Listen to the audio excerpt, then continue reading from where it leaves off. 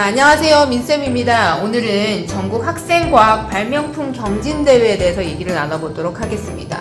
반갑습니다. 안녕하세요. 네.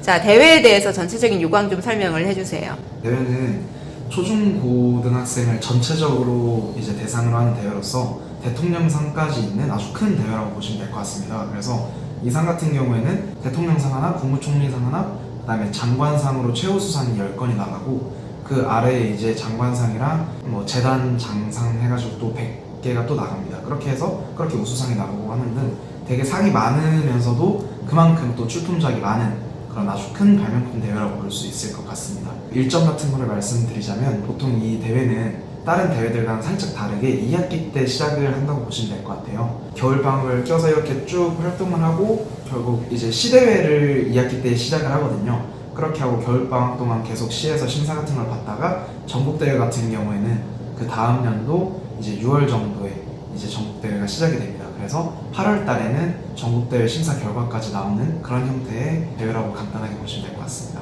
출품 종목이 총 5가지 정도 있는 걸로 알고 있는데 네. 혹시 어떤 것이 있는지 소개해 주실 수 있으실까요? 생활과학 부분을 두 분야로 나누어서 있는 생활과학 1 그리고 생활과학 2가 있고요. 그 다음에 학습용품, 과학완구 그리고 자원을 재활용해서 또 다른 창작물을 만드는 분야까지 총 5개가 있습니다.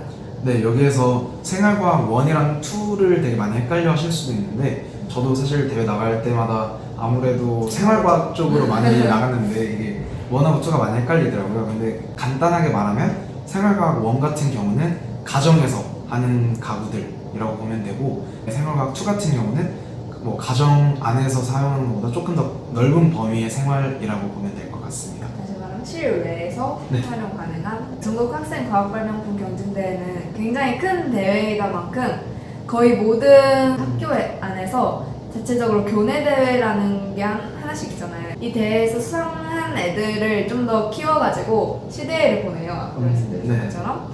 그래서 시대회에서는 어떻게 심사를 하냐면 자신이 만든 발명품을 시제품으로 만들어두고 약간 부스 같이 있는 곳에서 그 시제품을 설명하는 형태로 진행이 되는 것 같습니다.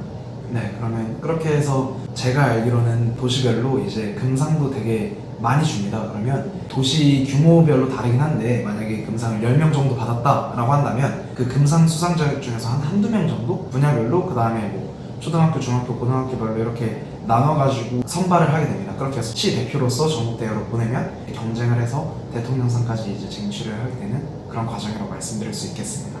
그리고 이 대회 같은 경우에는 수상자들에게 조금 더 특별한 어떤 혜택 같은 게 있다고 말씀드릴 수 있겠는데요. 대통령상을 받은 학생에게는 400만 원 상당의 학생하고 지도교사한테 같이 이렇게 묶어서 주게 됩니다. 근데 학생이랑 지도교사랑 같이 나가서 해외 문화 탐방을 하는 기회까지 있게 되는데요. 오. 여기서 해외 문화 탐방 같은 경우에는 수상자들을 데리고 나라에서 조금 더 넓은 세상을 보고 와라 하는 그런 의미에서 보내주기 때문에 넓은 시선을 가지고 이제 탐방을 하다가 돌아올 수 있는 그런 기회라고 말씀드릴 수 있습니다. 이전에 계속 말씀드리고 있는데 지도교사 선생님과 함께 보통 1대1로 팀을 맺어서 나가곤 하는데요. 근데 이때 주의하셔야 할 점이 같은 수준에 있는 그 지도교사여야 합니다. 그러니까 이 말은 만약에 제가 중학생이면 중학교 지도교사 선생님이셔야 되고 초등학생이면 초등학교 지도교사 선생님이셔야 됩니다. 그래서 제가 초등학교 6학년 때 대회를 나가서 이제 시대회를 진행하다가 대회 도중에 중학교로 진급을 하게 됐습니다. 그래서 이제 중간에 지도교사 변경 신청을 하는 그런 경험도 있었습니다. 이제 수상을 어떻게 하는지에 대한 분석을 해볼까요? 이제 초등학교 4학년 때부터 매년 이 대회를 나갔었는데요. 나가면서 상을 다수 받고 하면서 느낀 건데 이 대회 같은 경우에는 사실 전국대회 나가서 수상하는 경우에는 이런 아이디어의 참신성이나 퀄리티 같은 게 많이 중요하긴 하겠지만 적어도 시 대회 선에서 제가 느끼기에는 그 학생이 얼마나 이 아이디어에 열정을 가지고 투자를 했고 그리고 이 아이디어를 발전시키기 위해서 얼마나 많은 시제품들을 만들어 봤는지를 많이 보는 것 같습니다.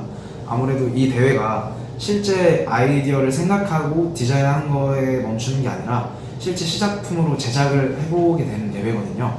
그러다 보니까 내가 얼마나 많은 제품을 만들었는지 그런 걸 보는 것 같습니다. 그래서 실제 제가 가장 좀 좋은 성과를 받았던 연도에는 제가 실제로 13 버전까지 만들었었거든요.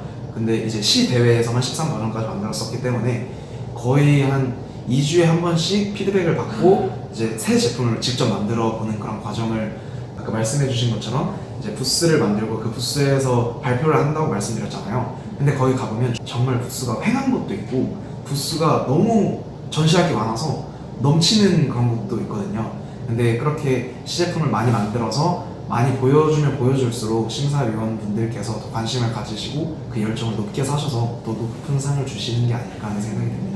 저는 이제 교내 대회까지만 매번 나갔었는데 이제 수상작을 보는 걸 제가 되게 좋아하거든요. 그래서 그 수상작을 보면 이 전국 학생과학 발명품 경진대회 같은 경우에는 이름에도 볼 수 있듯이 과학이라는 키워드가 중요한 것 같아요. 그래서 과학적 원리가 얼마나 들어갔는지 그리고 이게 어떻게 구현되는지를 많이 봤던 것 같고 또 이제 찾아보니까 이 수상작들을 전시하는 전시회가 있더라고요. 그래서 일반인들은 많이 모르는 것으로 알고 있는데 이 전시회에 만약에 참가를 하시게 되면 이 경진대회에서 받은 상들의 시제품을 볼 수 있죠. 네, 맞습니다.